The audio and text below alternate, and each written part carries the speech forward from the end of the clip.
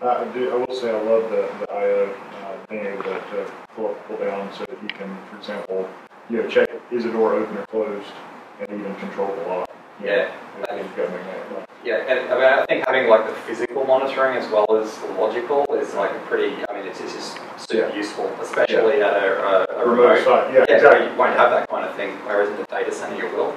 So having like this all-in-one, all singing, all dancing box is pretty. That's pretty cool. Yeah, it's a great tool set. Right. So thank you, Rob, for that demo.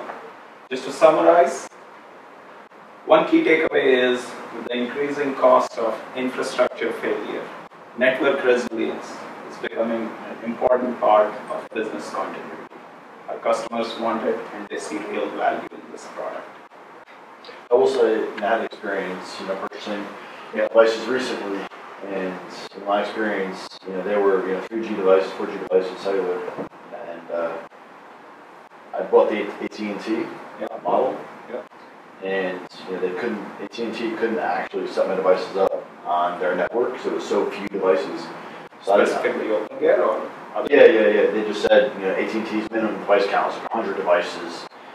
For large enterprises to set them up on 3G, 4G, and it's just, I don't know if that was just my experience or in general for other customers who want to just experience this, demo and prototype it initially, and then potentially scale in the future. So I have devices now that I can't really enable the cellular connectivity. I don't know what the feedback in history has been. Opengear devices on various carriers. Our products do work with AT&T and Verizon and Sprint in the US. Right. Most of our customers, they have contracts with multiple carriers. And depending on where they deploy, they usually choose the best carrier there. So I am not familiar with any specific customer. But the device though is matched that one carrier, right? Because I was told I bought the AT&T device. Now they wouldn't help me, so it's kind of. It's literally the cellular modem is different because they operate different bands. So that's not the situation in Europe is completely different because it's like there's if anything it's kind of difficult the other way because there's so many different cellular carriers that you'll have to go to an MVNO or something like that to be able to service a whole bunch of different countries. In terms of just being able to activate a single SIM, it seems odd that we weren't able to do that. Our support guys kind of help people out with that semi-regularly. Maybe it was because you're looking at like data pooling across a bunch of SIMs and they didn't want to. No, it was just really weird, and I was trying to work with Opengear folks too, and it was just trying to find the right person at AT&T too, which was not easy because they didn't know what these devices were. I even brought it into a store locally, and it just wasn't fun. Okay. Was this recently? Or? Yeah. Past few weeks. Okay.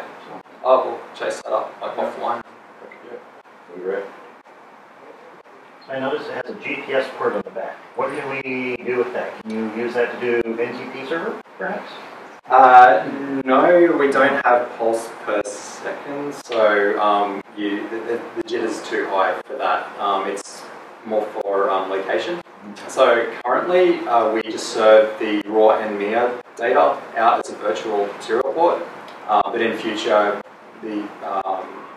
the plan is to make the device location aware, so you can do things like geofencing and stuff like that. But right now it's more about just like serving location data to a upstream system. Okay. So, Meredith, is there any plans to make it where you could actually have two different carriers in the same box so that you could fail over between that? Two different carriers, yes, by the end of the year. Not necessarily for failover, simultaneous failover, but to have let's say AT&T and Verizon provision on the same device. Let's say over the lifetime of the device, you decide to switch from AT&T to Verizon. You can do that remotely without having to go and physically change the device or send someone to do that. So that's the more requested feature, not necessarily full-blown cellular routing. Okay. So we do have upcoming support for There's technical challenges because to switch between carriers you have to reflash the cellular module, which takes a few minutes. So doing dynamic failover between two different carriers really need two different modems, and at our price point, just putting two different Opengear devices kind of thing. So that's our solution for that. What's the CPU in that thing? Yep. So this one's using the Marvell. It's like a 800 megahertz ARM7. Armada. How much RAM is that? 256. Yeah, so it's a massive jump up from our previous remote site manager. So this is kind of our 7000 series platform that we introduced with the IM7200, and then we did the kind of a lower cost version of the CM7100. So we've done the platform refresh for the 1U appliances, and now effectively we've miniaturized that into the resilience gateway. So. Are they running like BusyBox? Yep, yeah. So it's quite a slim embedded distribution. So yeah, effectively, yeah, it's a BusyBox based system. So you can put You can. Yeah, that's right. Yeah, yeah. So through the city and our customers have. What are the mounting options for this? I mean, I noticed a few holes on the sides. Obviously, it's smaller than a rack mount footprint. But Yeah, you've got a little ear. Comes in the box, I believe we ship with an ear. Yeah, so you can kind of mount it's strapped to the wall or whatever. if you want. or a DIN rail. The ruggedized versions, or what are the environmental specs on it in terms of temperature? Environmental, that's a very good question, and I don't have a brochure in front of me to be able to answer that. But it's not meant for extreme conditions. If you're looking for military specs in terms of environmentals, that's not the typical deployment scenario. Not for this version of the product. Is it fanless or Sorry? fanless? Yeah, totally solid state. So yeah, we do have ruggedized versions of our previous platform, or it's current, but I mean like the previous generation.